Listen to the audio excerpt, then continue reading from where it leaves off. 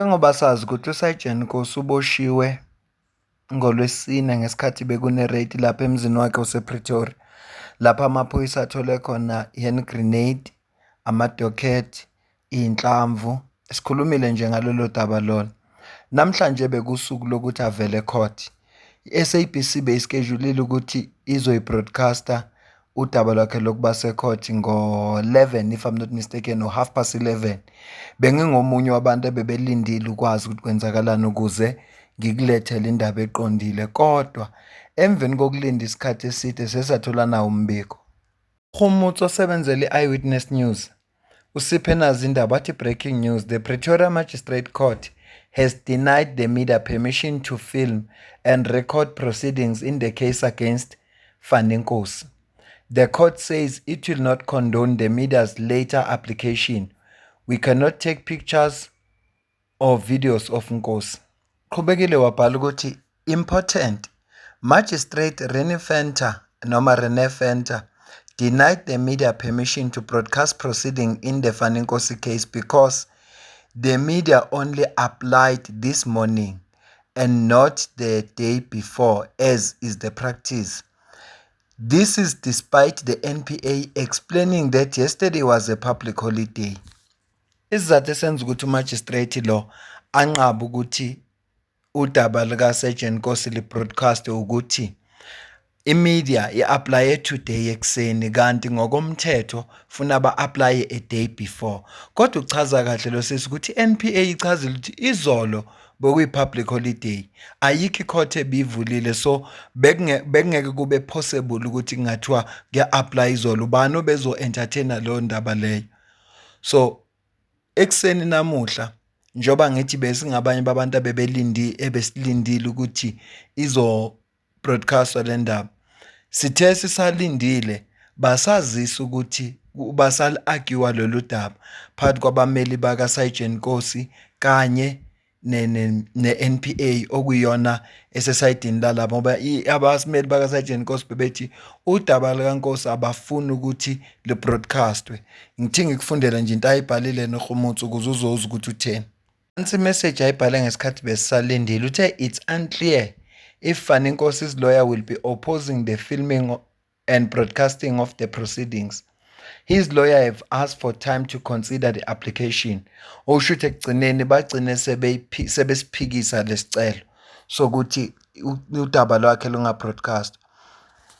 Sokhumbula ukuthi nakuMadlanga Commission kwake kwaba nomzukuzuku impela bezama u-advocate uNgwado noma ilawyer yakhe uNgwado, angimazi noma u-advocate noma uyi-senior counsel na, owayelwela ukuthi akangatestify, esho khona ukuthi no, cause kunama-recommendations nale letter yayiphuma kuPresident uCyril Ramaphosa ukuthi there's prima facie evidence uNkosi must be investigated. Athi no, akangatestify. Kwaba khona impikisano ende kabi lapha kuMadlanga Commission. Khumbula ukuthi usuku lokuqala baphikisana ngalokho, okwesibili bafuna ukuthi akatestify in camera. Yaphasa leyo ukuthi atestify in camera, nayo futhi yaphasa emveni kokuba uMadlanga esethe cha uzotestifya. Uma kungenjalo bazofuneka bambuze imibuzo angayiphendula uNkosi kuze bazothi mabeye ecourt kuvela ukuthi lo muntu akalandelanga i-procedure, so he's in contempt of i-commission. So kwakuyivele kuyisu labo lokuthi uNkosi angatestify. Manje njengoba bebona ukuthi lolu daba uma lingase li-broadcastwe lizoba inkinga, ngoba udaba kokuqala nje uma ngabe li-broadcastwa akulula ukuthi balimanipulate, ngoba sonke sisuke siyingxenye yalo, futhi leli likaNkosi sine-interest kakhulu kulo, siyafuna ukwazi kwenzakalani. Uma ezothola i-bail uyithola ngaziphi izathu. Ngakho-ke njengoba ubona abameli bakhe belwela ukuthi alinga-broadcaster, uma kungase kwenzeke kube nobugebengu ababenza abuye bayazi ukuthi ngeke buze buvele, kodwa uma li-broadcastwa akukho lula.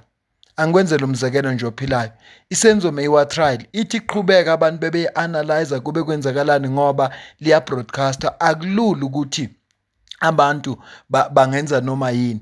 Ngisho umuntu esho istatement esicontradicts into akayisho ngaphambilini noma eyake yashiwo abanye ofakazi, siyakwazi ukuyilanda sithi hayi ufakazi othize wakhuluma kanje, lento iyayicontradicta leyishiwo ekuqaleni ngoba i-case yakhona is broadcasted. So abameli laba akungithusi mina ukuzwa kuthiwa banqabile ukuthi lolu daba li-broadcast-e ngoba kwasekuqaleni vele babengafuni ukuthi atestifye kwiMadlanga Commission. Sesisizwa yiborhumutso ngoba bangaphakathi lapha. Nakhu la uqhubekile wathi Fanny Nkosi's lawyer insists they want to apply for bail. They said the items that were confiscated during the raid at Nkosi's house last week, including dockets and ammunition, were found by police during the initial raid at his home last year. Uyaqhubeka la uthi Mr. Dali, Nkosi's lawyer, suggested that the state is treating Nkosi differently because he has recently become famous by testifying before the Madlanga Commission. Engobuzwa nje angithi ngishilo wathi nakuMadlanga babenqaba becasha ngokuthi no ilokhuzane ama recommendations eMadlanga Commission athi Nkosi must be investigated, so akakwazi ukutestify. Manje sebethi utreatwa ngendlela ehlukile kunabanye ngoba ubetestifya kuMadlanga Commission.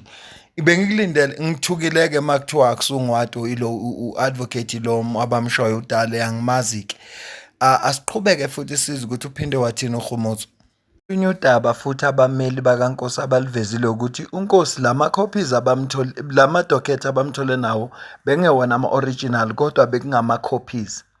So i-state noma i-NPA ithi ifuna ukuverify ukuthi uNkosi beka-authorize na ukuthi abe nama-docket endlini yakhe ngoba akekho umuntu onelungelo lokuthi abe ne-docket aphume emsebenzini ahambe ne-docket, akekho nelungelo.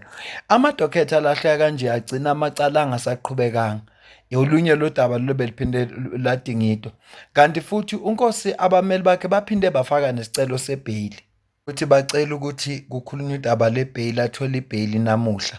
Inkantolo-ke yasiphikisa leso sicelo yayisithi cha, akeze ukuphuma, uzohlala esitokisini abuye next week Monday ngomhla ka-13 lapho azofaka khona isicelo sebheyili. Okwamanje nje akabuyele esitokisini. Isizathu esinye abasichazile ukuthi uSergeant Nkosi lo is facing a Schedule 5 offense. Lokho okufuneka ukuthi bona baprove ukuthi ufanele noma ukulungela ukuthola ibheyili. Lezo sicelo bazosifaka ngoMsombuluko wangeviki elizayo.